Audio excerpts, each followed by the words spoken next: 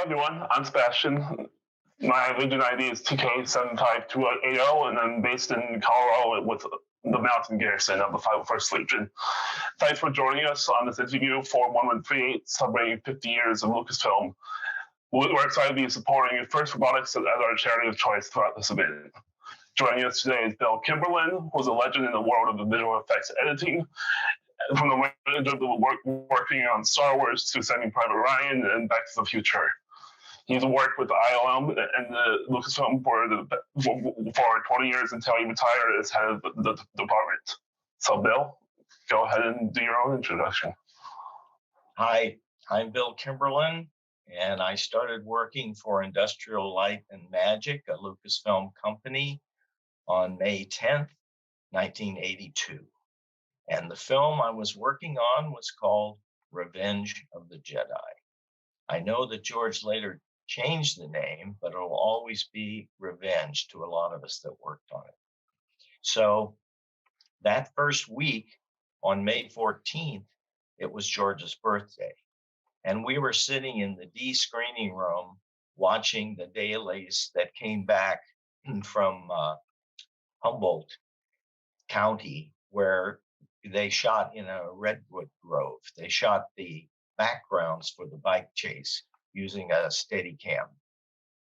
And there was miles and miles of VistaVision. We worked in VistaVision because in those days we were shooting on motion picture film, and because we were going to be doing a lot of reductions, eventually you would have a degradation of the image if you didn't start with a large image to begin with. So as we were running the dailies, this happened to be May 14th, which was George's birthday. And we're all sitting there and we're watching the background plates, and we're watching some Ewoks run around. And all of a sudden, two Ewoks come in and they're holding a large banner, and it says, "Happy Birthday, George." So this gets a big laugh, and George keeps saying, "Make sure this is in dailies tonight at my house because I want Marcia to see it." And so he must have said that 3 different times. And so his house was in San Anselmo, California. We're all just across the Golden Gate Bridge from San Francisco. Our facility was located on Kerner Boulevard in San Rafael, and George's house is in San Anselmo, maybe 4 miles away, and we called it Parkway because that's the street that he was on. And the ranch, 5,000-acre Skywalker Ranch, eventually was about a 30 or 35-minute drive from our facility. Now, we couldn't be out at the beautiful ranch because we blew things up. We had about 7 buildings there, and there was carpentry, and there was editing rooms, and there were all kinds of stages for shooting the many models that were in all the Star Wars films. In interviews in the past, you talked about growing up in Marin County and visiting the set of a John Wayne film called Blood Alley. Was this your experience that with your mom that you knew you wanted to be in the film industry? Or what else do you remember was your earliest memory of saying, "Oh, this is something that I want to do"? Well, the story I tell in my book is that there was a film being shot in Marin at an area called China Camp, and it was a Chinese shrimp fishing village, and it was not too hard for the studio to dress it so that it looked like it could be in China, where it was the action was supposed to take place. So for some reason, my mother drove us out there, and we walked around the set because we, like everybody else, we were curious about motion pictures. And as I was entering the set, on one side, there was a large pile of boulders, really huge stones. And I happened to bump into one, and it moved. And I thought, wait a minute, How could it move? Oh, I see. It's fake. There were grown-ups who made boulders and cabins and later ships, whether they were ocean-going ships or spaceships. There were actually adults who did this for a living. So I made a mental note of that.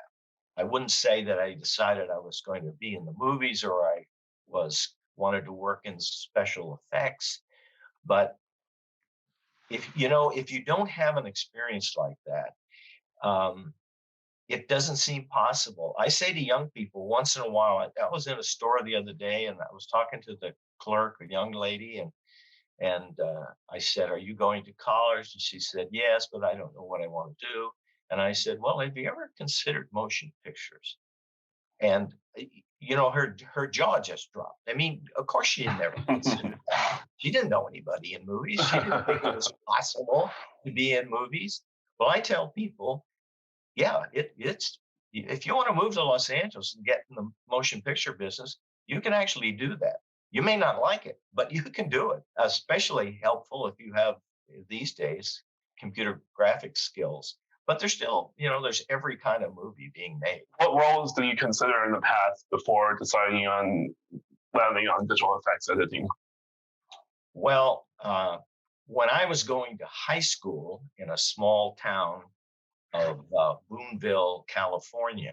There's three Boonvilles in the United States, one in New York, one in Missouri, and one in California. That's where I am right now. I have a small ranch here. I live in Berkeley. And so when I was a kid, I was thinking about either being a park ranger or an attorney. My father was a doctor, and I wasn't too keen on being a medical person. Uh, but one other thing happened to me when I was a kid, and that was I had a next door neighbor, and her name was Mrs. Hickman. And my aunt, who I was living with in Ross, also in Marin County, we used to ask me to go over and take her things. And her television was always on, full volume, 24 hours a day. And I asked my aunt, well, what's going on? Why is Mrs. Hickman doing that? And she said, oh, you're too young to know, but that her name is actually Bessie Barriscale. And she was one of the biggest Hollywood silent screen stars uh, for about 10 years. And her husband was a film director. And the reason she's having the TV on all the time is because they run her old movies occasionally, or her friends like Mary Pickford. And there were no schedules in those days. They didn't even have TV Guide quite yet. And they were using Hollywood films as filler. So when they didn't have anything to air, rather than broadcasting a test pattern, they would run an old movie and she would see all her buddies. And so that's why it was on all the time. And that's one other thing that was in the back of my mind, that when I went to college, I thought back to that, and I had a college teacher who encouraged us to make films. And so basically, after I went to film school, I got out and I got a post-production job in San Francisco. And that's where I learned how to make motion pictures. There aren't that many directors who actually know how to make a movie. George Lucas knows how to make a movie. You could give him 200 pounds of film and give him like 3 months, and he could come back with a completed motion picture all on his own. When you're dealing with spaceships and backgrounds of star fields and planets and Death Stars, there's a tendency to focus completely on the shot you're working on, especially if you're an expert in stop motion or whatever it might be. And they wanted someone who had experience with the entire flow of a movie, because your scene that you're working on is just one scene out of several.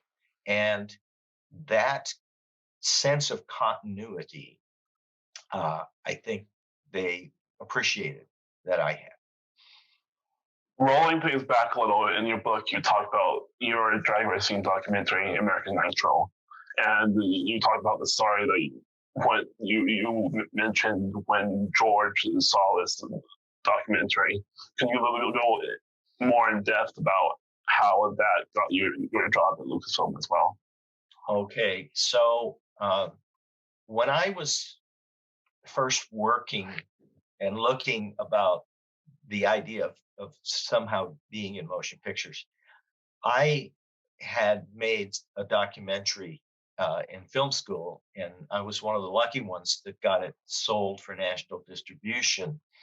The documentary was on the black boxing champion Jack Johnson and his famous 1910 fight where he defeated the ex-champion. And so McGraw-Hill distributed that. Then when I went to work uh, in post-production at a studio that did everything. They did editing, they did processing, they had a matte department, they had an animation department. I learned everything there is to know about making a motion picture there. I worked there for 12 years. But when I was in film school, I thought it was very hard to get a film job. Very, very hard. I was extremely lucky to get one right out of college. The month I graduated, I got this job. And I always thought that if I could somehow work somewhere in the movie business and still be able to make my own films, I'd be a happy camper. And I was able to do that at Palmer's, this production company. So I made a feature film on the professional sport of drag racing. Now, this is a time when we were at the height of the gas crisis, and these funny cars, as they called them, which were dragsters with fiberglass bodies on them that resembled street cars, they were burning 6 gallons of nitromethane in 6 seconds and going well over 200 miles an hour. And the engines had 10,000 horsepower. Now they have 30,000 horsepower. But it was a crazy sort of underground sport. And my brother and I decided, let's go out there and just switch the camera on. We won't do any narration. Let's just film everything and see what happens. I made that film. I got it distributed theatrically across the United States. It was in every theater in every town in America and half the rest of the world. So I ran it in maybe 1981 or so, or maybe it was 82. I had some buddies that worked at ILM, and they ran it. They after work, they got a case of beer, and we all sat down and watched this movie. Well, everybody knew that George had made American Graffiti, and then he had made more American Graffiti. And it had a big drag racing sequence in it, the second film. And the first one was car centric. And someone yelled out, "Has George seen this?" As these cars that I had filmed were racing around the screen. And I was working there about a month later. So did he know about the film? I have no idea. But I called it American Nitro as a little bit of homage to American Graffiti. George owned his own movies, and George never went public. All of his fortune, his billions that he got for selling Lucasfilm, were earned the hard way by selling movie tickets. And that's pretty hard to do. You know, if you're in Silicon Valley today, you can go out and raise $1 billion with your new snazzy software. But George, like I say, is one of the few artists that has been able to do this. I can only think of maybe, you know, 1 or 2 others that are still alive that have been able to do something like that. Everyone who works in motion pictures knows they're made in the editing room. I mean, you have to have the material. That's true. And he always knew exactly what he wanted. You could, I remember when George was away, especially on Jedi, he would have to go off to England and do some shooting. And we've got all these sets that have been built and we've shot them, but we don't know if we can tear the set down or not, move on to the next shot. We got a lot of shots to do. And so eventually, after a couple of weeks, George comes back and the producers are all wringing their hands. Are we done? We've gotten behind this, that, the other thing. And George says, you want decisions? Bring the lights down. I'll give you decisions. Bing, bang, boom. He says, final, tear it down. We're done. Next shot. And, these are $1 million decisions flying around that room because it costs a lot of money for a shot in those days could cost $200,000, $300,000, $400,000. If you dropped a shot or if you sped up its production and got it to the final stage, you're saving money. And eventually we were flipping them out like pancakes. I mean, we had 3 designations for each shot: temp, CBB, or final. Now, CBB meant could be better. In other words, we would not be embarrassed to have our name on it or for the director to cut it into his movie. However, if there's enough time, we'd like to go back and make it perfect, especially for that little kid in Japan who kept writing my boss, Ken Ralston. He would write him these letters and point out all these little things. And Ken would say, okay, let's do it again for that kid. And that's what we do. Because as we all know now, these movies are more than just films. They have captured the imagination of the world. And we didn't want to screw up and disappoint some little kid somewhere. Because when you think about how widely these movies were distributed, I was in the production finance office one day, and they had lists of all the countries that they sent films to. And then in all of the countries, they had all of the cities. And then all the cities, they had all of the theaters. Well, you can imagine how many, we know how many countries are in the world, but imagine how many cities there are. And then how many movie theaters there are. I mean, it's endless. And that's why a successful motion picture returns the largest capital return in the history of capitalism. Because if you build, say, a Bank of America building and it costs you $100 million, it's going to take you, even with high rents, it's going to take you about a decade to get your money back. You make a successful, hugely successful motion picture, you could get your money back in 2 months. That is astonishing. And there's almost nothing else like it. What was a day in the life like for you as a visual effects editor at Lucasfilm and IOM? The first thing was going to dailies to see the material that we had shot yesterday, whether they were blue spaceships against a blue background, which optical would then take the blue out and it gave you a spaceship that was on a clear strip of film. As I mentioned, there would be a lot of stuff coming in from England, from the stages there. There would be stuff coming in from a desert somewhere or a redwood forest. So that's where everyone started their day, watching and waking up.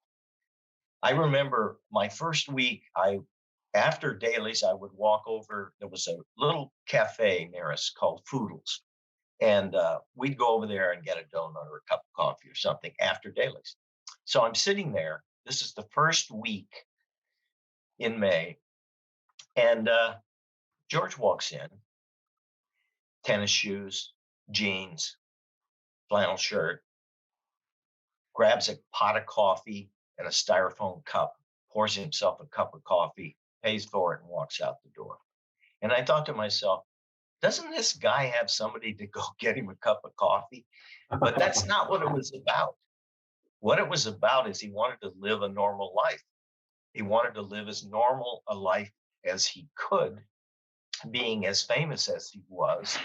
And pretty much in Marin County, people respected that and left him alone. They didn't go up and ask for autographs. Now, children were different. A child came up to him and there would be no problem. He would sign anything for them. But all of his executives one time brought a bunch of stuff in for him to sign. And he said, look, this is not an amusement park. This is a business. So he isn't signing anything. I never really thought that it was professional for any of us to be seeking autographs. You know, this is the motion picture business. We're working for this guy. We're lucky to be here. And we tried to be as professional as we could. So as far as the rest of the day, we would each have shots, at least in editorial, that were our assignment. Mine was the space battle. And if you look at the front of my book, which I happen to have right here, this is SB-19. That's my shot from the space battle. And SB-19 means it's the 19th shot in the space battle in Return of the Jedi, which is revenge to me. So that shot was a huge shot. It was probably the largest and most complex special effects shot ever done as far as number of elements and degree of difficulty of putting the thing together. And my boss at the time, I later got his job, but Art Rapola told me that he thought we'd be chewing over that shot for a couple of months. Well, I worked on it and worked on it, threw it together, made a black and white temp of it. And they called George's cutting room and he came over to look at it. I ran it for him on a big old VistaVision Moviola with all of the black and white test things bipacked. I mean, literally stuck into the gate. I ran it and he said, great, and turned and walked out. That was it. That was the greatest praise you could get. Great. I'd spend all day putting these shots together when I wasn't, shooting the bull around the water fountain with my friends, which is actually a very important thing because I used to make poker games and stuff so that people from different departments would get to talk to each other. Because otherwise, you're in a silo. You're only seeing your little bit of this whole elephant that you're working on. And so we also had a free speech board just outside of editorial where people would put up all kinds of crazy things, like a picture of what is Muhammad Ali maybe going to look like when he's 70 years old. And there would be, I remember there was an article that said houses in the future could cost as much as $200,000. And we thought, well, that's crazy. How could a house cost $200,000? That is ridiculous. And George would stop by and he would look at it after dailies and see some of the crazy stuff. And we saved them. We boxed them up. I had cases of the stuff that was on that bulletin board. There's a famous photo of you sitting in the ILM right behind George, and there's a bunch of storyboards in the background from Jedi. How important was the process of storyboarding to the process of making Star Wars, and can you talk a little bit more about that in general? So that was Jedi Dailies, and the cork wall had storyboards for all the special effects shots. When George sits down with a concept artist, especially to sell the original film, Star Wars. By the way, when he went to make Empire, the bank told him, sequels don't make money. So we're not going to give you any more loans to make The Empire Strikes Back.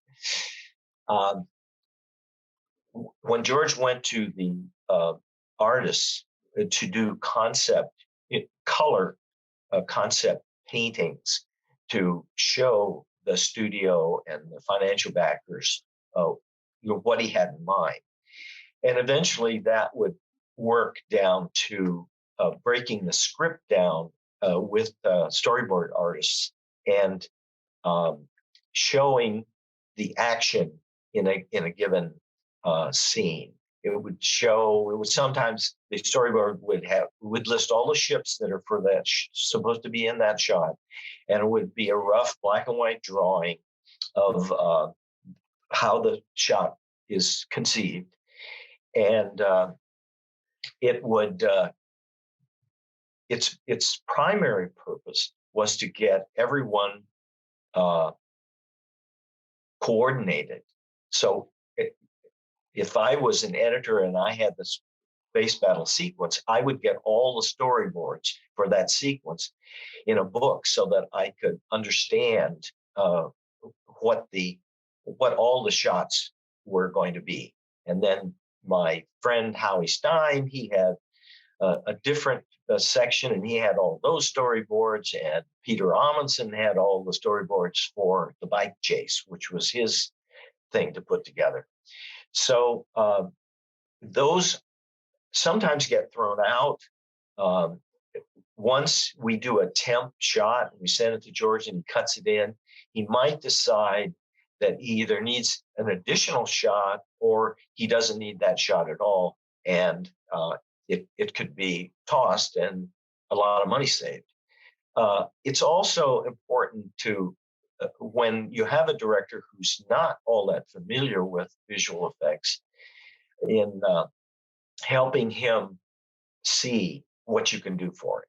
You know, a lot of directors, it's like, I always used to say that our coming on to a director's picture was a little like giving a kid the keys to a Ferrari, because if they didn't know what they were going to do, what they could do and what they shouldn't do, if they wouldn't listen, they could hurt themselves and their movie.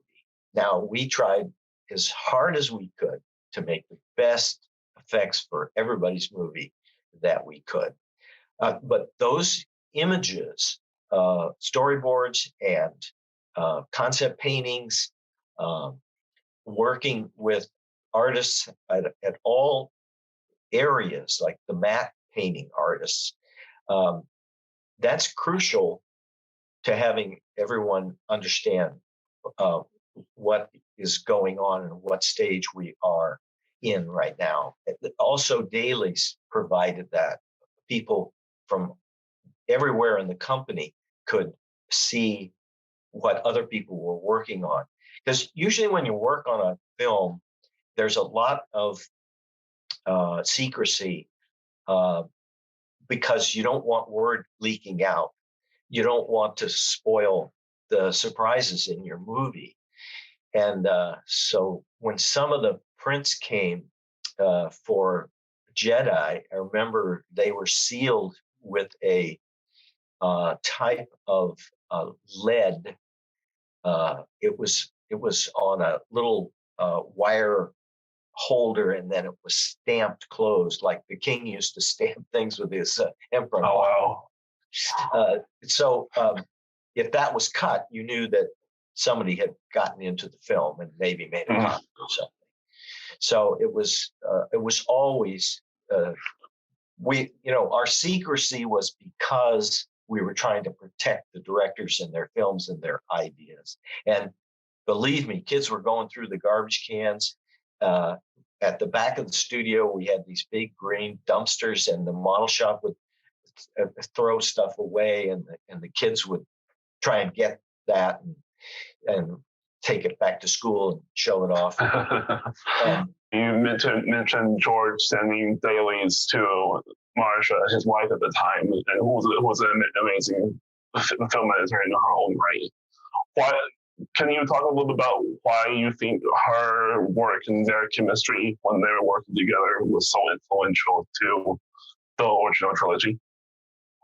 I try and give as much credit to Marcia as I can. I mean, she's a fantastic film editor in her own right. She cut Taxi Driver. She worked with Scorsese. The big thing about her is she's one of the few people who can not only tell you what the problem is with your film, but also how to fix it. And there's a famous story of her, uh, all these guys, Spielberg and Milius and Lucas, they show their friends their films first as a courtesy and also to get feedback. And so Spielberg ran uh, one of the Raiders films for everybody, including Marcia. And she said to him, "But Stephen, there's no dramatic emotional conclusion. I mean, what happens to the guy and the girl? We don't know."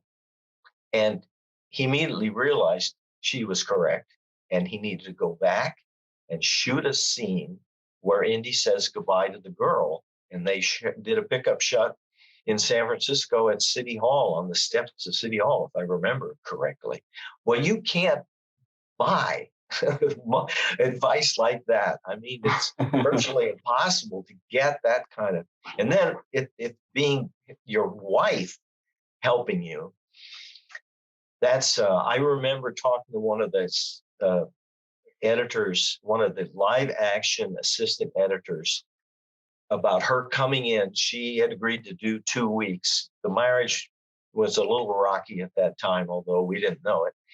And she agreed she was going to come in and do a couple of weeks to tighten things up on Jedi. And she had been a huge influence on the original Star Wars. And this assistant said, I saw her take some scraps of an Ewok wandering around a redwood tree that was, a fallen tree, and Princess Leia, and she made it into an emotional scene. When she got done with these scraps, you had a tear in your eye. And that's magic. Editors that can do that. She's not the only one, but it was a sad day when those two parted, because she had some gifts. And, I always say when you see a film by a director, someone that you really respect and you love his films, when you see a film and you're like, what the hell happened? This is not really very good. Look at who he is working with on that film as opposed to the team he had on the other film. That's the reason that George had us working on all these other movies, because it meant he couldn't make a movie every year, didn't want to. And he was able, by doing this, to keep a very talented crew together, and they would still be there when he got his next inspiration 4 years from now or 2 years from now. He would know all these people. He was when I first started there, he was a very reticent man. A friend of mine walked up to him one day and stuck his hand out. George was walking up the D hallway, and Tim said, "Hi, George, I worked for you for 2 years, but I've never met you." And he said George practically jumped backwards. He was not comfortable around people that he didn't know well. Once he got to know you, he was just like any other guy. And I was lucky to a few times, be sitting next to him at lunch. And I'd try and talk to him about movies, my favorite films, what he thought. Like, I always thought that Bonnie and Clyde was a really brilliant film. One of the first films after I saw it, I went right back in to watch it again. George came down to the C Theater. We had this gorgeous theater. It was an Art Deco theater, and it was sprung independently because it was originally a sound mixing theater. It didn't wasn't connected to the rest of the building, and the doors were like a foot thick. And I never took anyone into that theater that they didn't say, wow, because it was really cool. So he brought his personal print of Star Wars, printed off the original negative, and ran it for us and told us the things that he wanted to change, the things that everybody's so upset about now, the fans are so upset about. But he was like, the studio wouldn't give me the money to do this. I couldn't afford to do it myself. He was running out of money on Empire, and this is like it was starting again. If it hadn't been for the toy sales, he probably wouldn't have been able to completely finance that himself. And so he went through the film and said that, these are the things that he didn't like the way the wipes looked. He wanted them all redone, those classic sort of 30s transitions. They were full of dirt, and we redid all those for him and some of the other shots. And so it turns out that when he got done, my friend Tom Christopher was his editor for doing all this. And so Tom said to him, George, we still have the original version here. It would be easy to make a internet negative, Duke negative, and an IP. So what you'll always have. And George said, no, you don't understand. What I'm doing now, this is the original version. And so I can understand that. Writers, artists of all kinds go back and redo things, from Scott Fitzgerald to Ernest Hemingway to all the famous painters that we've ever heard about. So the net result was the re-release of all three films generated $250 million, which could be put in to the new films he wanted to do. You also mentioned in the past, with those restorations, working with John Knoll in your book, who we know now as the creator of Photoshop and Rogue One, among many other things, being a very prominent executive at ILM these days. Can you talk about your experience working with him, and whether it be watching him build Photoshop from the ground up or Star Wars in general? So he was an intern initially. Someone had recommended him, I think, to Dennis Muren. He was going to film school in Los Angeles, probably USC, Georgia's alma mater. And so John was just John. He was a young kid. He was hanging around looking for things to do. Internship ended. People were trying to find some way to keep him employed. They put him in the math department a couple of times. And we eventually started to realize that this was a pretty smart guy. And at one point he would do on his laptop at home, he would do animations like moving storyboard things for the proposed commercial that we were doing in the commercial department. And, I said, maybe we should do more of these. And I was told, well, the problem is nobody else can do it, but John. And so after he became noted, we used to kid and say, John has an older, smarter brother back in Michigan. And if he gets stuck, he calls his brother, Tom. If you look at the opening screen on Photoshop today, it says Thomas Knoll, first name. That's John's brother. So John took what he saw at ILM and put together a temp version of Photoshop, and with the help of his brother. And they couldn't sell it. Nobody wanted it. Excuse me. But it was probably lucky for him that nobody wanted it, because by the time somebody decided that this was the best thing since copper pipe, uh, they had more bargaining power to do a deal with Adobe. And eventually, at least John sold his interest. And that Photoshop is, except for Windows, is possibly one of the largest selling software programs that there's been. I don't know what could be bigger than that. I'm not familiar, but it's pretty out there. And so John was always extremely enthusiastic, and he passed that along to George, I think.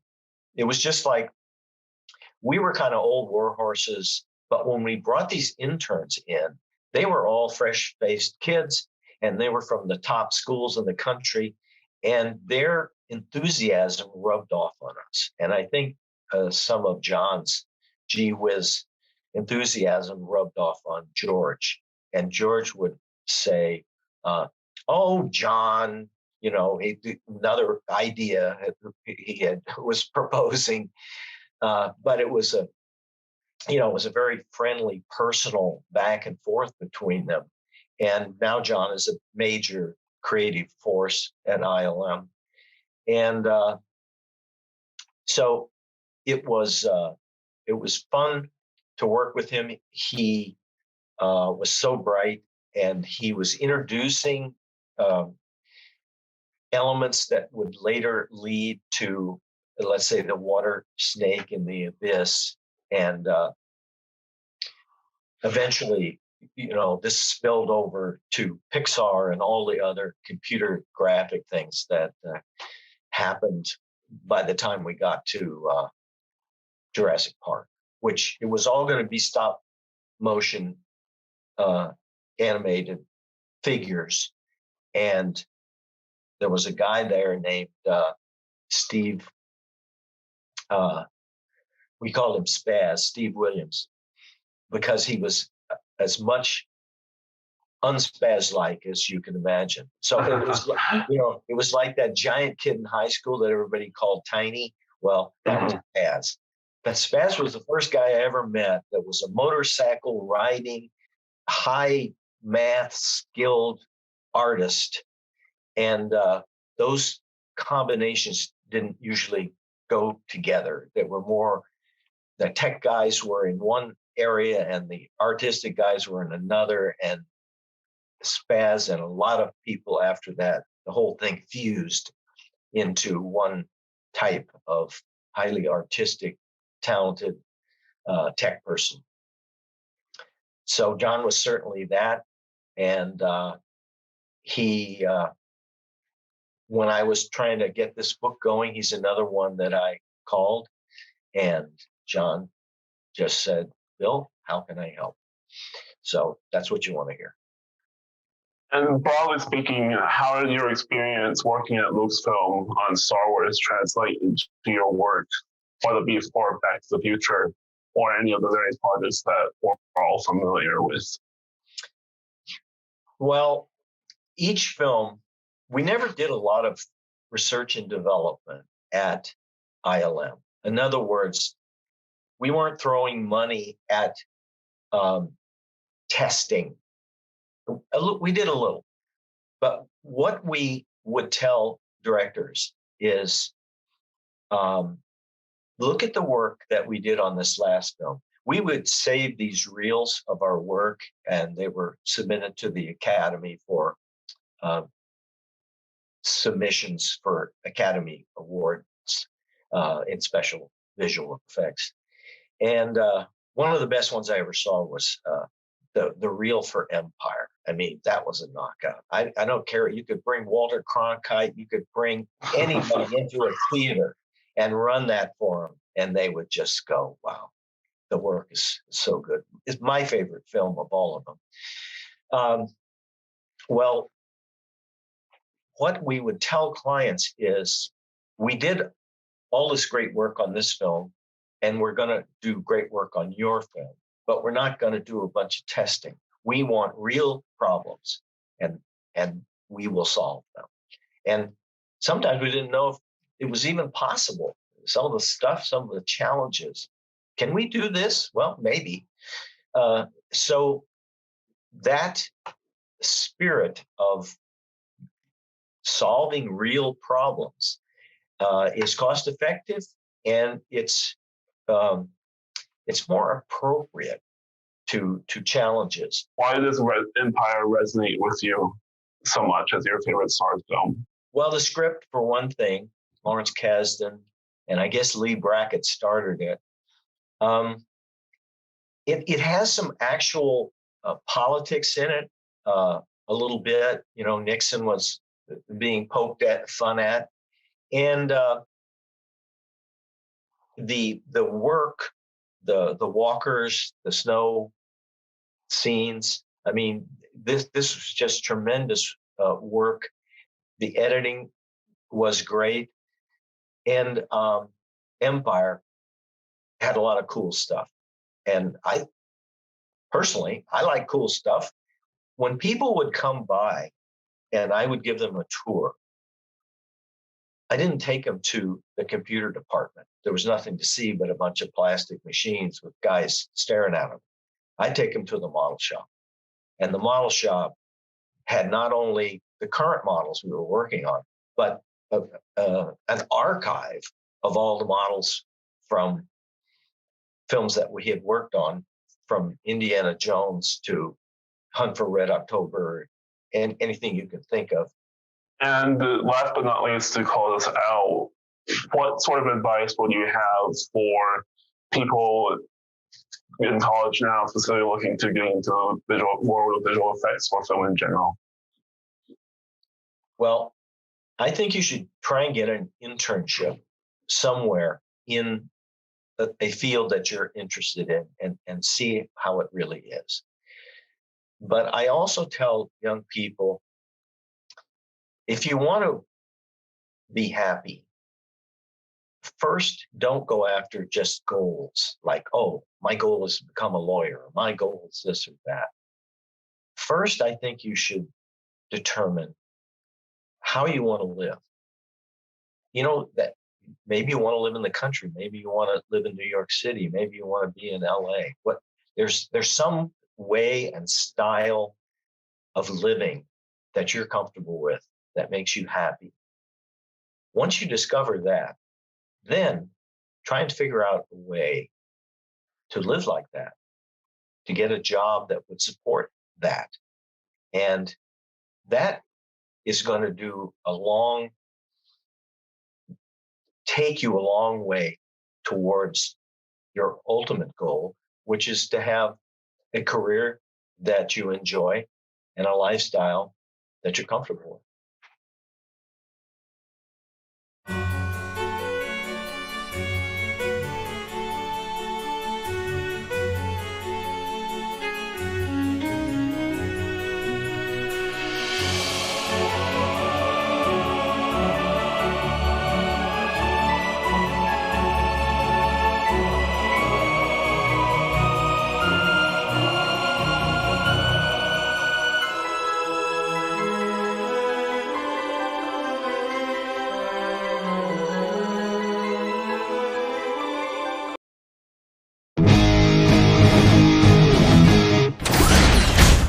This is ID 34500, the commanding officer of the Polish garrison, and to honor the anniversary of Lucasfilm, we wanted to present the opening crawl to episode 4, A New Hope, Star Wars, as it was called back then, in Polish. Dawno, dawno temu w odległej galaktyce. Epizod 4. Nowa nadzieja. Nastał czas wojny domowej. Statki rebeliantów atakujące z ukrytej bazy odniosły swoje pierwsze zwycięstwo w walce ze złowrogim Imperium Galaktycznym.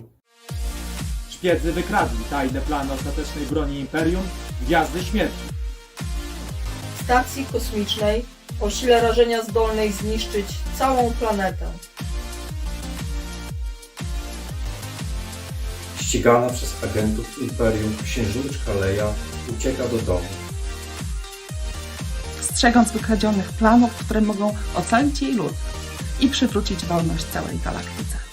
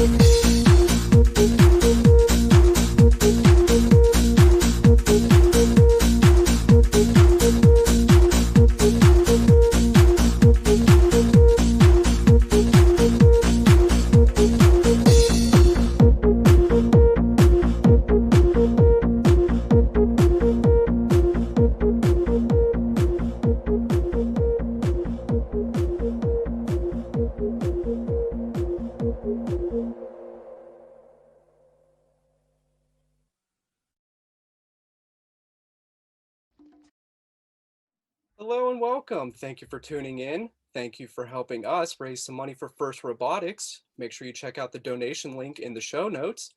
My name's Bobby Lynn, IG13525, and today I have the pleasure of interviewing the host of This Week in Star Wars, author of Skywalker: A Family at War, mother of Hector Smidget, and Frog Lady enthusiast, Kristen Baver. Hello, Bobby. Thank you for having me. And also, that is a great introduction. I mean, I might have put Hector Smidget and Frog Lady Enthusiast even in the top two personally, but you know what? That was great. It wasn't in order of importance. Okay. It's perfect. It's perfect. How are you? I'm doing well. How are you? I am functioning within normal parameters. Thank you. Sometimes that's all you got, and that's great. I'm fully operational currently, and I feel pretty good about it. That's what we all need. You ready to answer some goofy Star Wars questions? I would love nothing more. Well, I guess my first question is, do you like Star Wars? I've heard of the Star Wars. I've heard of it. It's the one with Captain Picard, right?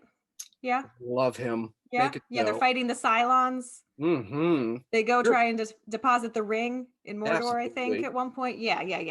I gotcha. Right. Huge fan. I knew it. Huge fan. So, who is your favorite character from it? And is it the same character from your first viewing to now? This is a hard question, actually, because I think my favorite character shifts depending on my mood a little bit, depending on what I need that day. Han Solo is usually a really good fallback. He was my favorite character when I was a kid. I love how funny he is. I love that he's one way on the outside. He's trying to pretend he's real tough, but he's a big, soft-hearted goof on the inside, and he's really gonna do the right thing in the end of the day. I think he's real relatable, and mostly I just think he's got some of the funniest lines and the best reaction faces. I think I have a pretty expressive face too, so I feel that when I see Han Solo, and he makes some faces, and it's perfection. But I also love Frog Lady. I love Yoda. I love Akbar. I love Leia. I love Rey. I could just go on and on and on. Omega. Love Omega. Well, this is the problem too. Like, we keep getting great new Star Wars, and then I'm like, nope, that one's my favorite. Wait, no, that one. Hang on, it's that one. You're already answering my next question of what is your favorite film, and then now we have so many shows to pick from. Yeah. Ooh. All right. So Star Wars fans. It is such a great time to love Star Wars and to be invested in it, and to be so lucky to have so much new content coming at us, and new shows, new films over the last several years. So my all-time favorite Star Wars movie, still The Empire Strikes Back. Return of the Jedi for a bit when I was a kid, but for most of my life, The Empire Strikes Back. And forever and ever. I don't think it would be really tough to knock that off of first position for me, just because there's so much that I disagree with that answer. I know a lot of people who have that same answer, so yeah, I'm in good company with that. But also I love The Force Awakens, love Revenge of the Sith, love Solo: A Star Wars Story. So the theme here is that you tell me to pick one thing, and I'm going to pick like 7. So sorry about that. I totally get it. Yeah. Because, and again, I think it depends on the mood. I think I've said this before on StarWars.com, but A New Hope, I love A New Hope in general, but A New Hope is my sick day movie. If I'm feeling really lousy and I'm at home from work, I will put on A New Hope, because if I fall asleep in the middle of that and I wake up and they're doing the trench run, I still know exactly where we are and what's happening. And then if I'm really, really feeling lousy, I'll continue on through the original trilogy.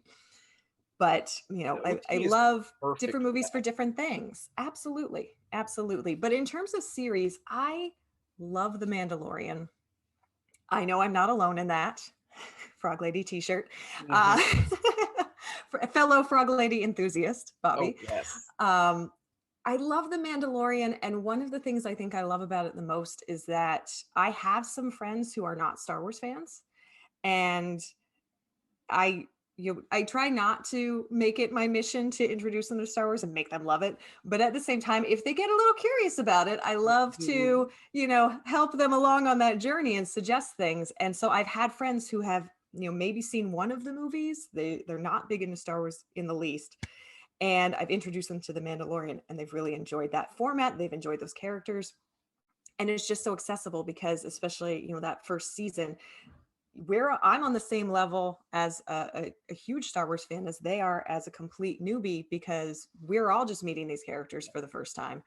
And it's been so great to see people take their first steps into that larger world with that and really, get invested, especially, the people who think, I don't know about this Star Wars stuff. And then the minute Grogu shows up and he pushes that little blanket down, they're done.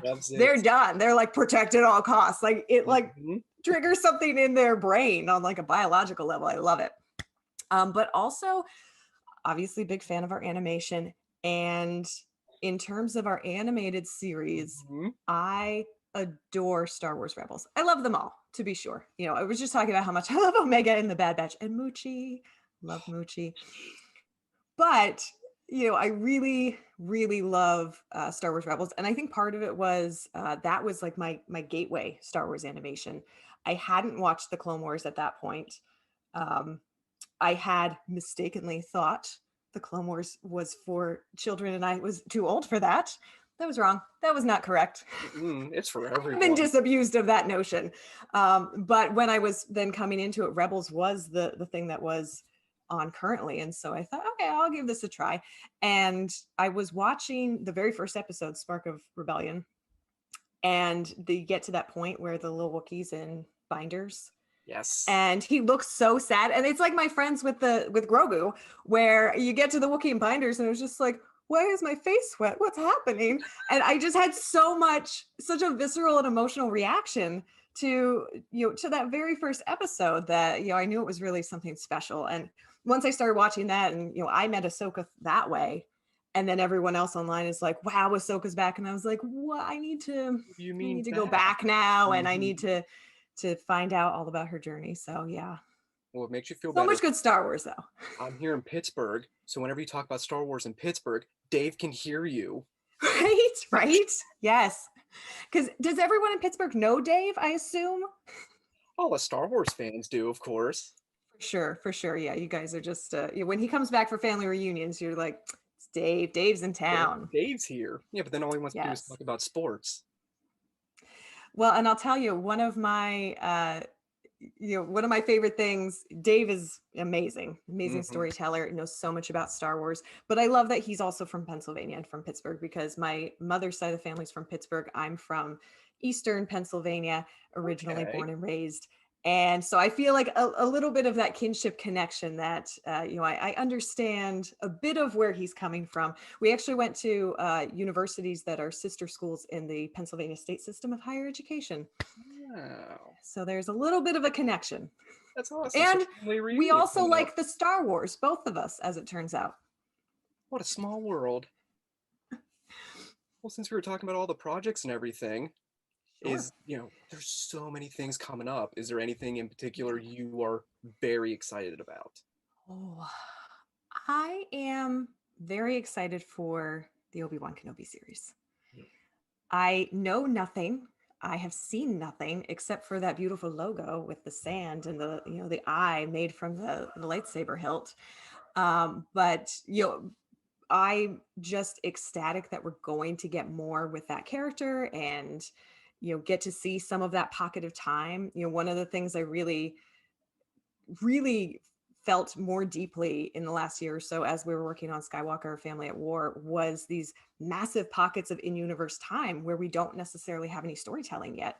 And so I love when we get to explore some of those, because it's really fertile ground where you have 20, 30 years between things. Where the character came from, where they're going, but you have no idea what's happening in their life in that time period. And I'm so hungry to see what that is. As I'm sure are you and all of you watching at home. Absolutely. I think we're all very excited for Obi-Wan and Andor. Oh, I love Cassian Andor too. I know the theme of this whole conversation is just Kristen loves and then like fill in the blank. But I love Cassian People Andor. didn't I want to can't listen wait to to that. see They more shouldn't have about him. tuned into this. They should have known exactly that that's what you're gonna Should get. know. Yes. Yeah. You're gonna get things I love. You're gonna get some cat talk, Absolutely. some Star Wars love, you know. Well, while we're doing things that Kristen loves, what are some of your favorite scenes throughout the? Well, I guess we can do Ooh. the shows and the movies now. Yes. Yes. Okay. All right. Um, let's see. There's just so many to choose from. It's like if you could be inside my brain right now, you would just see this like rapid fire of like screenshots. He's just like trying to deduce what to say. So I love anytime Yoda imparts wisdom. I love all of those scenes in Empire Strikes Back, and I was just flabbergasted when we got a little bit more of that in The Last Jedi, and he Yes, came that back was and he, great. imparted, and he always imparts words that the characters need to hear in that moment, but also like me, I as a person need to hear this sometimes. And the quote from The Last Jedi, of course, failure. I'm going to paraphrase because I'm not going to do the Yoda speak, but failure is the greatest teacher. And what a wonderful piece of wisdom to carry around and recognize that, yes, failure is a great teacher and it's okay to fail. It's okay not to be perfect all of the time. And sometimes you learn more through the trial and error than you do from the success of things. Mm-hmm. Absolutely love Han and Leia. I love you, I know, obviously. Of course. Also absolutely love Han and Leia. I love you, I know, reversed in Return of the Jedi, of course. Beautiful. The first time I saw The Force Awakens, I was so floored by Rey grabbing that lightsaber out of the snow. And I still just love that moment where, you've no idea where this is going. You think it's going one way, and then, she gets it, and you are just as surprised as she is that worked. What else? I love, this is such maybe an odd thing to love, but in The Mandalorian, of course, I'm a big Grogu fan. I love Mando as well. But I think one of my favorite scenes from that whole series is when he's trying to teach Grogu how to fix things, and he's like in the little cubby with the wires, and he's like, no, the red wire. Yep. That one. Yeah. And it's this moment where, does it further the plot really? No. Yes and no, because they're always trying to fix that ship. It feels so but imperfect. it's so real. And it reminded me also, I think, of being a kid and, me being a curious child, asking my parents always like, how does this work? Why do we do this? What is this? And my dad being very mechanically minded, he would, teach me about, what different like tools, like different screwdrivers do and things like that when I was like a very small child, always within safe parameters. He wasn't like, here's a drill, go to town, have fun. But I think that's part of why that scene resonates with me too, because like I look at that and I think, yeah, this is just like a dad figure trying to teach a child how to do something for himself, and just getting frustrated because it's not translating. Mm-hmm. It's just very relatable. Well, since you brought up your childhood, what was your first contact with Star or any of the other Lucasfilm products? I mean, I know you love Indy. I love do Willow. love Indy. Yes. So actually, Willow, I kind of missed the first time around. Willow was a later discovery for me, but definitely grew up with Indy. And I think I was still, I think, in elementary school when I first discovered Star Wars. And it was kind of, if my memory serves, kind of by accident that I was like flipping through channels, or I think I was mostly watching the Sci-Fi Channel at that point because we had just gotten a satellite dish, and I was like, this is amazing. Look at all of this just sci-fi content for me. And I discovered it that way. And I distinctly remember like not so much the moment, but like a feeling of like, yes, this thing is mine, because my whole family loves Star Trek as well. Mm-hmm. And that was something I had been introduced to, more in the sense of like, my parents love this and they're watching it, and would I like to watch it with them? And then they'll explain things to me. But this was more like oh no, I discovered this semi on my own, I think, just through flipping channels. But I also remember around the same time that I got the Chewbacca and the R2-D2 Power of the Force action figures on those orange cards. With the nice big I love it. shoulders. Yes, yes. And so I got those one Christmas around that same time. So I'm not sure which came first necessarily, but I think probably I discovered them and started talking about, hey, I discovered this new movie that I really like. And my parents were like, that is not quite new, but we're glad you like it. And here's some action figures. And that just, blew the doors off of it. And they signed me up for the Star Wars fan club, and I started getting the Star Wars Insider, and I was like, wow, there's a whole magazine devoted to this thing. No idea, of course, she's a kid, and I was like, oh wow, other people like this thing that I love. Who knew? Well, speaking of more things that you love, I love them too. Books. Yes. Fan of the book club here. Yes, So, thank you. If people wanted to get into Star Wars books or comics, either or, what are your top recommendations? So there's so obviously. many. So I'm not going to say that one. That one seems too obvious. I'll let you say that one if you like. I'll give you the plug later when we're talking about the book. All right, fair. I certainly love that book a lot and have quite a connection to it. But in terms of other books that I am purely reading as a fan and a reader and enjoying them, not as a writer, absolutely The Legends of Luke Skywalker. Adore this book. I think it's such a fresh take because the whole time you're reading it, because it's essentially like a group of travelers swapping stories about what they think Luke Skywalker is, you never really know if any of this is factually true. You never really know if any of this happened, and you can have all kinds of interesting debates and back and forth about it. But I love when Star Wars allows us to have those conversations and to say, wow, I didn't see that from my point of view, I saw this other thing, and to have that kind of just more of like a personal response to things where neither answer is necessarily correct and neither answer is necessarily wrong. It's just that is what you took from it. So definitely Legends of Luke Skywalker, definitely Bloodline. Love Claudia Gray. She's amazing. And Claudia's fantastic. So yay, Claudia. She's so great. She's so great. Marvel's Princess Leia run was my entry point into Star Wars comics. And I will always go back to that one in part because I just love Terry Dodson's art style, but also because I was also, I know I said I was a Han kid and I absolutely was, but of course I also really loved Princess Leia growing up. And so to see her have some more time where she's fully in the spotlight in that run, and to see her headbutting these massive aliens to get out of situations is just phenomenal. And I absolutely love it. Last Shot.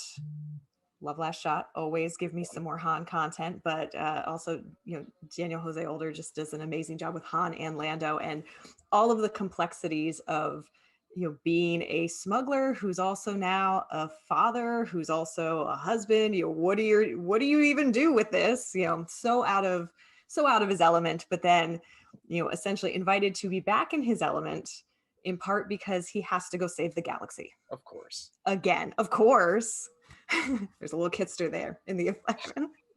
I'm just going to keep listing Queen Shadow. Go ahead. In a similar fashion, I think, to maybe the Princess Leia comic for me, I loved that Queen Shadow gave us so much more of a window into Padme and her passions and kind of what she was going through in her transitional period from being a young queen, a 14-year-old queen elected on Naboo to being a senator and having a different set of requirements to take care of her people, but still very much that same drive to want to take care of them. And also that pull to maybe go back to Tatooine and maybe help save Shmi Skywalker, but she can't be two places at once. So maybe one of her helpful handmaidens can pinch hit for her, as they often do. And we got weaponized fashion, which I just think is amazing. E.K. Johnston, I adore her writing.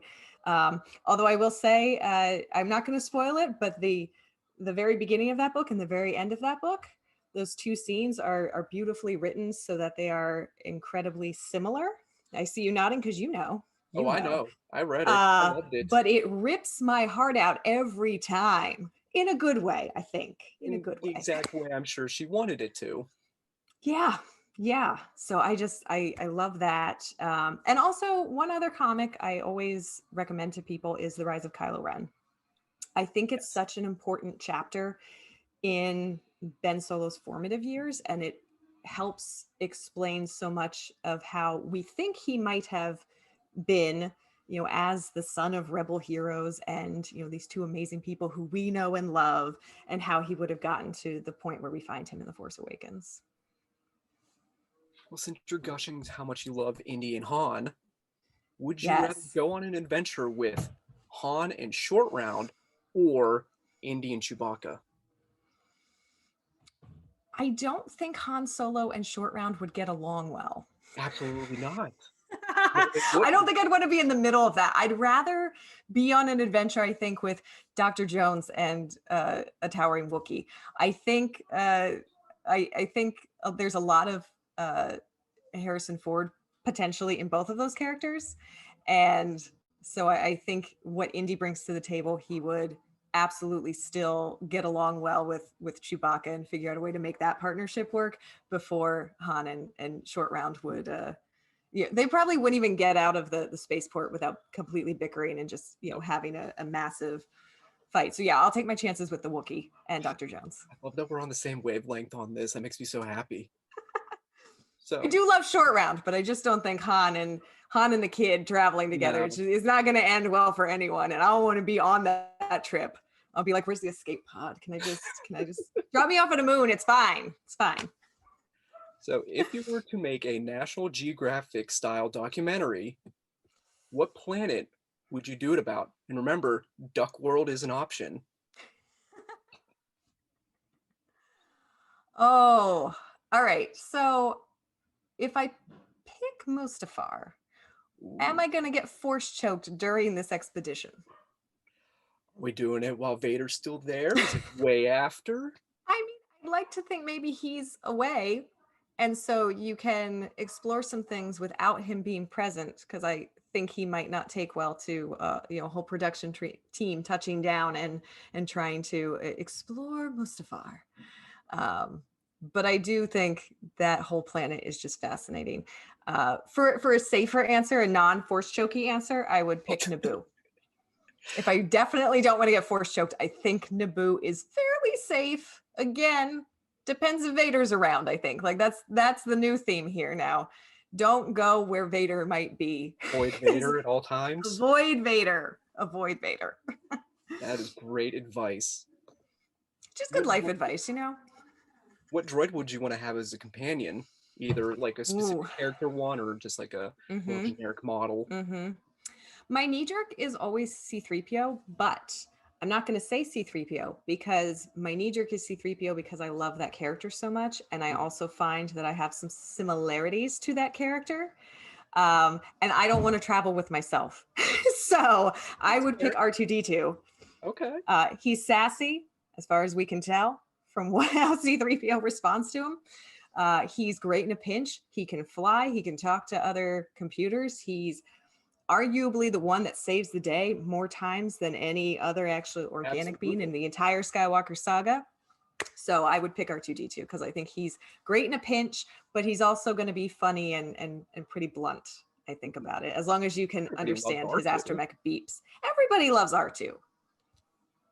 So do you have a random Star Wars fact that you think that more people need to know? Yes. So I think a lot of people may know this already, but it was news to me a couple years ago when I discovered it at the Star Wars Power of Costume exhibit at the Smithsonian. But when they were filming the water scenes in The Phantom Menace, the vintage wool that they made the cloaks out of for Qui-Gon and Obi-Wan kept shrinking up. Like within minutes, they'd be in the water and they'd be coming out of the lake and it would just shrink up to knee height. So every single take, they had to have a new vintage wool cloak for those two because it was a one take and then you couldn't use that again unless you're shooting, I guess, from the waist up. And so they needed to get a new one and it would shrink up again. And I love that because I just keep picturing them being like, okay, we got to make like 12 more cloaks just so we can keep them in the water a little bit longer. where you win. I didn't know that. So there you go. Yay! Yes. All right, good. Good, We're good, all good. learning a thing. Good. Okay. So what is your fondest piece of memorabilia or Ooh. greatest fan moment? Either you getting to interact with somebody you're a fan of, or vice versa, somebody that was a fan of you, getting to meet you. Not including this. This doesn't count. I mean, this is that. Count. But This pick a can different one. count. Sure, sure. If I can have two answers on that, I'll answer it, I Absolutely. think, in both ways. One of my favorite pieces of memorabilia came from my friend, Amy Rakow. She does 365 Star Wars. She also writes for StarWars.com. And she had interviewed me when she was doing 365 Star Wars Women. And when I saw her at, I believe it was Star Wars Celebration Chicago, she had made these great trading cards with all kinds of different female characters from Star Wars, as well as some creators. And so she had made me a trading card of myself, cool. Which is so amazing. And she gave me some other great ones too. Like I think I have Rey and a couple other ones, but it was such like a weird, wonderful moment to just feel like, here is my face and my name on a trading card. That is not something I ever thought I would say. And I just adore that. And I think she's also just a phenomenal writer and, a wonderful friend as well. I will say, in terms of being a fan and having my job, we always try, obviously really hard to be professional and, to not nerd out too much.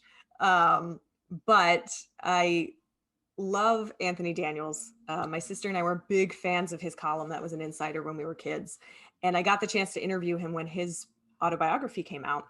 And it was just such a wonderful, 45-minute sit down. And then after we were done, he was leaving and he held the door for me. And I just thought, this is something that this is a story I will keep telling, because if you could get like a TARDIS and go back in time and tell 10-year-old Kristen, hey, one day, I know you really like that droid. One day the actor behind that's going to hold a door for you because he's a gentleman. I would have thought, this is weird, future redheaded person. Maybe you need to get back into your police box and go. So just, what a wonderful moment of just, human kindness too, which I think is my favorite part of interviewing anyone and interacting with fans or people who work in Star Wars, is just talking on a really human level about something that is important to all of us. Well, since you brought up being a professional, let's talk about that a little bit. All right. Great segues. I love it. Oh, I totally am doing this off the cuff. I haven't been rehearsing in my head for weeks at all. You're doing great. Thank you. High praise from Kristen Baver. What have been some of your fondest memories of doing This Week in Star Wars? Ooh. This Week in Star Wars is an interesting time capsule for me, because we started that show in January of 2020. And I thought that was going to go one direction, as we all did. And then by March of that year, I was shooting from home. And, that's a completely different thing. Right. It's a completely different beast, and to go from being in the studio and still very much getting used to being in front of the camera and using the teleprompter and all of that stuff, to also making sure the lighting is right, and also checking on the audio and other things like that. So just a really interesting set of challenges, and a really interesting way to learn some skills that I never knew I would need, but just kind of on the fly, having such a wonderful team on the production side, who, even though we couldn't be in the same room for months, were able to be very patiently teach me everything I would need to know to shoot the raw footage, and then they would still take it and edit it together and use the graphics and still make it look beautiful, far better than just, hey, I'm sitting on this chair in my living room in front of this. This is not the set, but you've seen the set. It's like a bookshelf with some of my favorite things on it, and books and collectibles and toys and action figures. And so the fact that they can take that footage and still make it look polished and professional and like a show is I love, and I just so appreciate that I have that team behind me, and also that they taught me some of the things that I would need to know, to make sure that we could keep it going. Although I will say, with that, enormous caveat there of how strange and wonderful this whole trip has been with this week. I think some of my favorite memories are when we were in studio, but also still sometimes now, because we do shoot with the production team on the Zoom call to be there in the virtual room, kind of like you and I are now. And my favorite moments are usually when I try something and I can see or hear one of them laughing. And so I know it's working, because in my mind it might be funny, or I'm not sure if it's going to be funny, but like I need to see that reaction. And one of the difficult things I think with either being a writer or shooting something that then goes on to live a life as a video but without that live component, sometimes you don't know how it's going to be received. So just to get like a little bit of that instantaneous feedback is always really, really helpful, and also just makes me feel like, okay, no, at least one person thought that was funny. Hopefully more people will. And then we get to see that magic every Thursday on Star Wars YouTube channel. Yes. Every Thursday. Yes. Hint, hint. Yes, every Thursday. Plugs for you. Thank you. So you brought up the Star Wars Insider multiple times, so might as well move into this whole thing of you and your career as a writer, because you do write for Star Wars, the Insider and StarWars.com, and then we'll get to that book eventually. But can we talk about how you became a writer, why you wanted to become a writer, and that whole journey? Sure. I think that I know that I discovered my passion for writing very young. I remember I was about 8 years old, and I started writing my own little fiction stories about my stuffed animals, of course, and then making up new characters. And they were all animal based, and they were all like very anthropomorphized and wearing clothes and had like names that were very alliterative. And I just really enjoyed that type of creativity, and for lack of a better word, world building. Because when you're 8 years old, that's what passes for world building, I think. And I've been writing truly ever since, either creating stories or then when I was a teenager, I started writing for our local paper, the Reading Eagle. They had a high school section that was all teen writers. And I think that was my first, professional byline, was in a newspaper. And I remember I bought like a fat stack of those newspapers when that edition came out, because I thought, look, it's real. My name is in print. I wrote a thing and now people can read it. And then I really fell in love with journalism, which I studied professional writing at Kutztown University in Pennsylvania. And one of the tracks was journalism, and you could do a number of other things with it. You studied marketing and public relations and technical writing and some other types of essentially writing that you could get a full-time job doing. And I just really fell hard in love with journalism while I was there. And then for a number of years I worked at a daily newspaper before I started working full-time at StarWars.com. I want to come back to all that, but since we're talking about you being a writer, follow-up questions, I love them. Do you have advice for people that want to get into writing?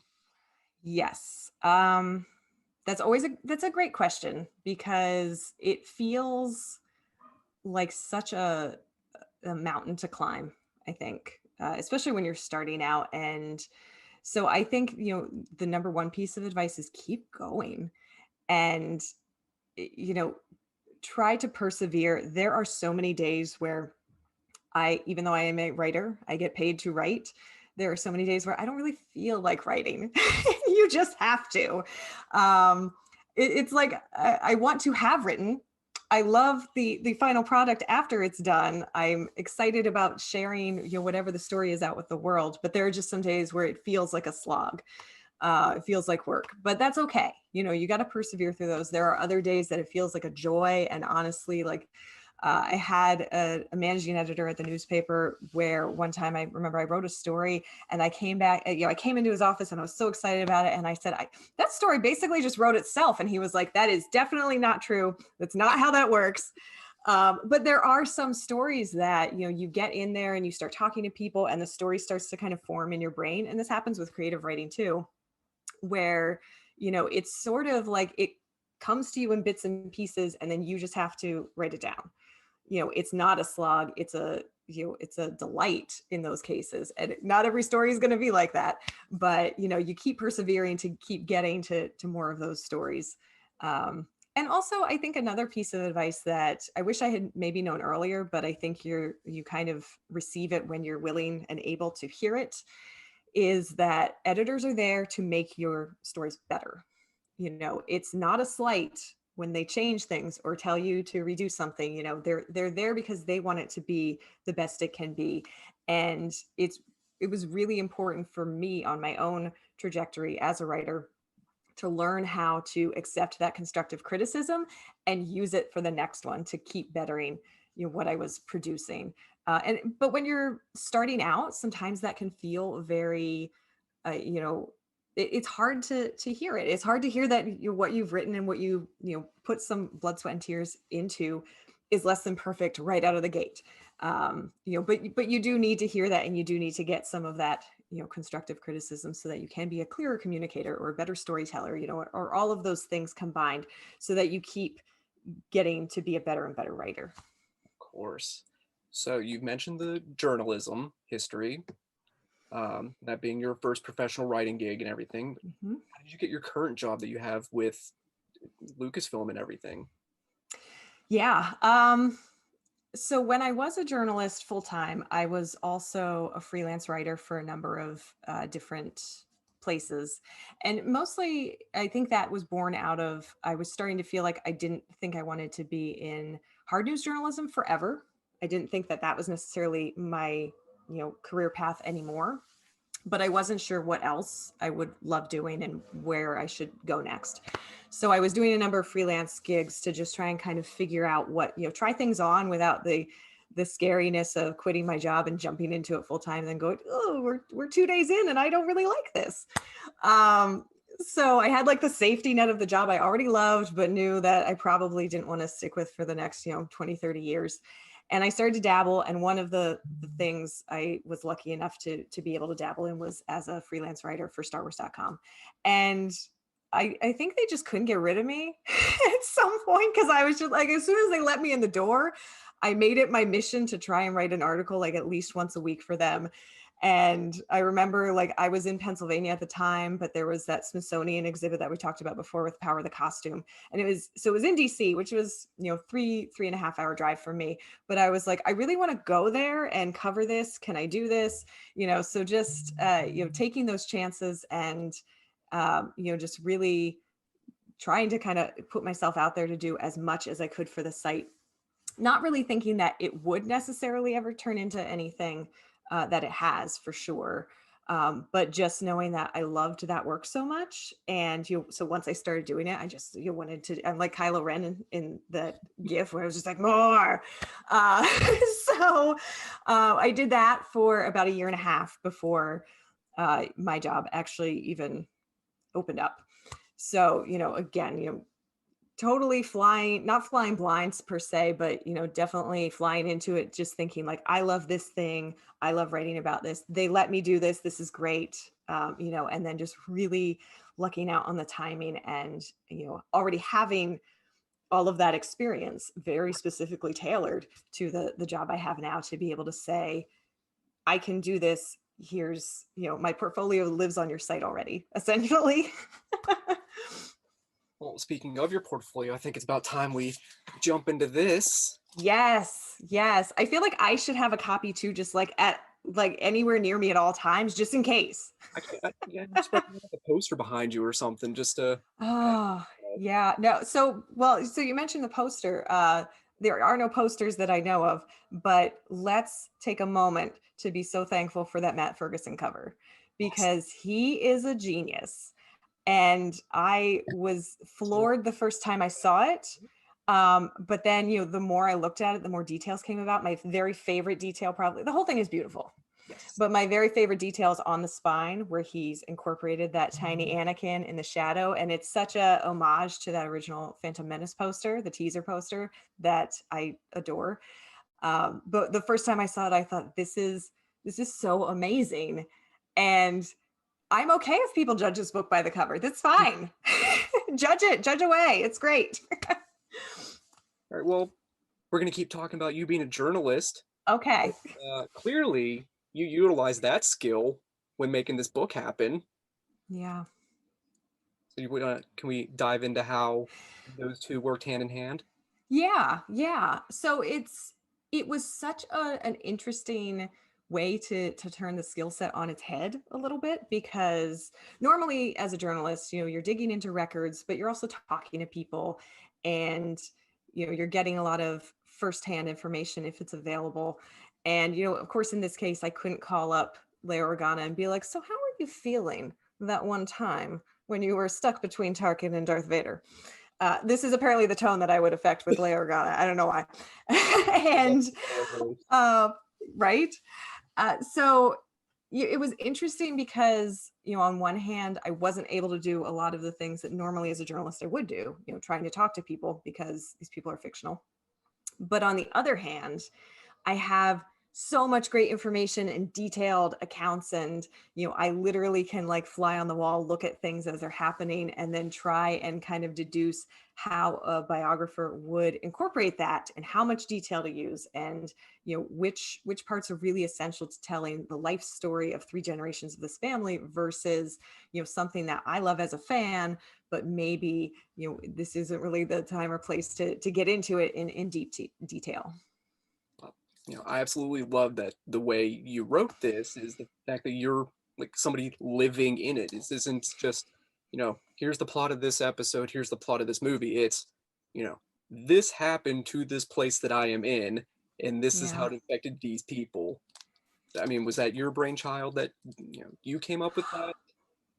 I believe so, because I know from the outset, and these things always kind of percolate in that way where, it's a collaborative effort to, people are bouncing ideas around and you're trying to, figure out what makes the most sense. But I remember just initially when we started talking about what could a biography look like, my initial, knee-jerk response was, well, these characters feel real to me and so many other fans, and it feels like these things happened and that we know these people, and so I think we need to treat it with that level of respect, essentially, and I think it will make for a better story. Now what's interesting is once we were on that path, I was reading Joseph Campbell just to get in the mindset of the starting point and what created this modern mythology, but I was also reading sometimes like a Rolling Stone interview with George Lucas from around the time of the prequel trilogy to get a better understanding of what he was thinking at the time and where he was driving with these characters, so then I could make sure that as sort of the journalist on the case, I was representing these things authentically and factually and as unbiased as I could be. So it was just a really interesting way to play around with a story that so many of us know so well, but maybe tell that story from a slightly different perspective. And certainly I believe this is the first time that we've been able to incorporate not only the 9 Skywalker saga films, but also the books and the comics and the animated series and all of that other great storytelling that comes into play that really enriches our understanding of what we see on screen. If you've only seen the films, that's you understand the story, but if you take it a couple steps further and you investigate the books, if you read the comics, if you watch the animated content, you definitely, it just keeps building on that. And so I think we definitely wanted to make sure that this book felt like it was incorporating all of that. You definitely do. Thank you. So my next question. Tall order. It was a tall order. I admit, as excited as I was as I started making my reading and watch list, because I rewatched everything, and I reread a number of things, and I read some things for the very first time because they were being created as we were writing. And there were some days where I thought, this is too much information. I don't know how we're going to get all of this into the the page count and the, the format that we have without it, being a 3-volume set, or like one of those Encyclopedia Britannicas where it's like, for 27 volumes, we'll tell you about the Skywalkers. Like there's so much information. So sometimes we were really distilling and synthesizing things to, the broad strokes. And thank goodness we did too, because the book was done and I saw the season 2 finale of The Mandalorian. And I thought, that's not in the story, but there is an element of that covers that period of Luke's life already. So honestly, it doesn't feel like anything's missing, but that's the other interesting thing I think with Star Wars. Like we were talking about Kenobi before, it's such a living, breathing thing that there's always all of this new storytelling happening, on screen and in comics and, in publishing and in games and just across all these platforms, in virtual reality sometimes, that, I, at the very beginning, I thought, I'm going to put it all in there. And then, I was still in the Anakin section when I thought, I can't put it all in there because the Anakin will be his own book, maybe 2. Mm-hmm. And then we can get on to the other Skywalkers. So I was like, no, we're just going to have to kind of take it down to the really important moments and themes and, make sure that we're covering everything, but it can't be on this day this happened, on this day this happened, covering everything that we have. You're making this so easy to segue to my next question, because my next question was going to be, was there anything that you wanted to include but couldn't because we didn't want, a book this thick? Sure. I think there were definitely some times that I wanted to talk more about some characters than we really had time or necessity to talk through. Like for example, I think there's maybe about a chapter on Ahsoka and her relationship with Anakin and how that impacts him. And I could have talked about Ahsoka all day long. I love that character. I think her journey is fascinating. There's so much about her trajectory that is, Anakin is such a foil to. And, you could do a whole book just on Ahsoka and Anakin based on what we know about them. That's your next book.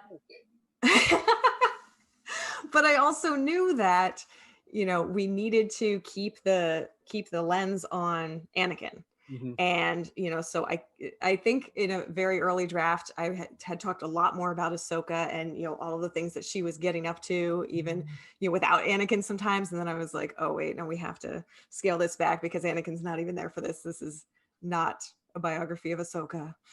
So sometimes it was it was a challenge to pick those things. Han's another one, I'll just say it again. I was a Han kid. I love Han Solo. Han is not the focus. So, the Han is definitely in there, just like Padme is in there because they're incredibly important to the Skywalker family. They marry into it. But at the same time, we really had to be choosy as to where we were kind of letting the lens land, because again we had to get through 3 generations in one book. Right. Well, while you were picking and choosing your topics, was there anything that came up that you knew had to be in here because it's important, but you were dreading because it's like, like Han dying? I still cry when Han dies. Yeah, no, same. And I don't even really like to talk about it because somehow it feels like a spoiler still, even though it's like 6 years later.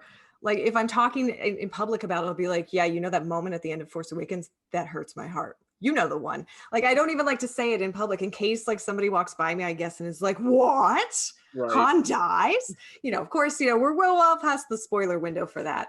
I think I did have a bit of a heavy heart going into that sequence. But honestly, the book was writing the book was very cathartic in a lot of ways. Not only because it was 2020 and I was, stuck at home, and it was just a joy to be able to immerse myself in this story and, write this book. But also I felt like the journey of researching and making sure that I was, being as unbiased as possible with these characters and being compassionate to them also helped me kind of rectify some things for myself as a fan, which was really fascinating. I think if you're showing Ben Solo compassion and trying to give that compassionate view to his journey, it still really stings when you get to that point and when I had to write it, but there's a little bit of a salve, I guess, happening when then you get to the other point where he's on Kefir and he's just been healed in The Rise of Skywalker. Again, I feel like, can I talk about it? It's been 2 years. We're probably safe, but I feel like, what if someone who's watching hasn't seen it? Yeah, and I think another challenge it wasn't so much that I was dreading it, but the chapter on Vader's redemption. It was such an important moment for the family, for the story, but also walking into it knowing that for so many fans, we've all seen Return of the Jedi countless times, and so you have this expectation of what you already bring to it, what you already love about the scene. And throughout the whole book, we wanted to make sure we weren't just retelling things, because that could get kind of dry. Right. And that wasn't what we wanted to do here. So we really had to dig in and really add a lot of insight, I think, to that whole exchange and where Luke and Vader are coming from in that moment, and what actually makes that scene so beautiful. But it was a challenge, and it was also a little terrifying, knowing that I'm writing this such an important scene, for the story, but also for the fans, and hoping that we're doing it justice. Oh, you absolutely did. Thank you. Not to blow smoke, but I really enjoyed this a lot. Thank you. You covered the whole span of all of it. Was there one specific area or era you were more excited to jump to than another? It's hard, and I feel like a lot of writers say this, but it's like whatever I was writing at the moment was my favorite section, and then I would move on to the next one. I was like, no, this one's real good too.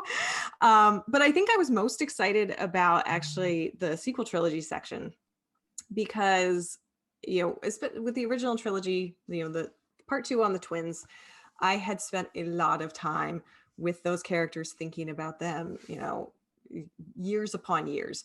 So I had already made up, my mind on a lot of aspects of that, and the insights that I had been gleaned from, watching those things over and over again, and having that be, such a part of my brain space.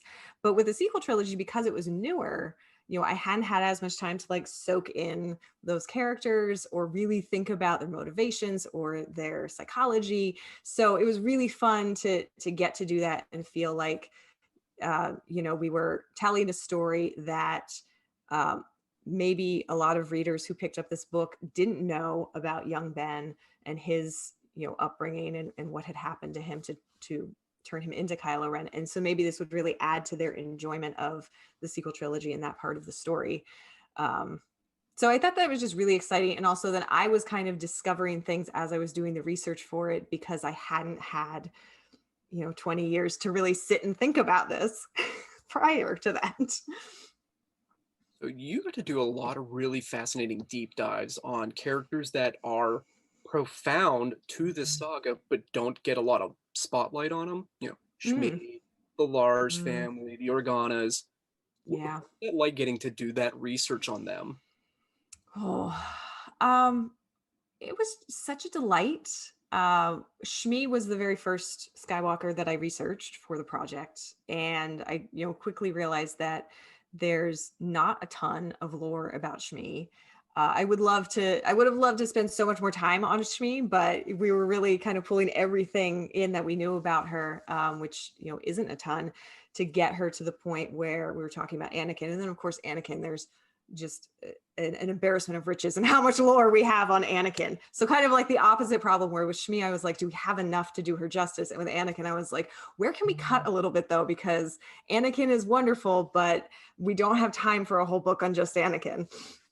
But it was really so much fun to look at this from the perspective of, if you're telling a biography, who are the people who are important to these characters, and who is essentially responsible for their formative years, and why later they might make some of the choices that they make.